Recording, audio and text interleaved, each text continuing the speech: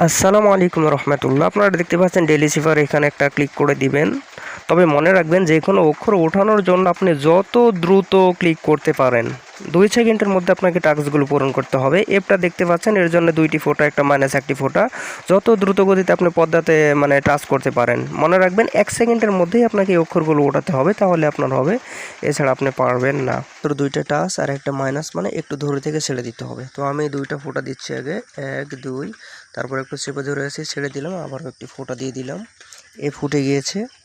এরপরে দেখতে পাচ্ছেন এই ইউটা আমাদেরকে কিভাবে উঠাতে হবে একটু দেখে নিন। 2টা ফোঁটা, একটা মাইনাস, আমাদেরকে 2টা টাচ করতে হবে, 1 2, একটু মাইনাসের জন্য চেপে ধরে থাকতে হবে।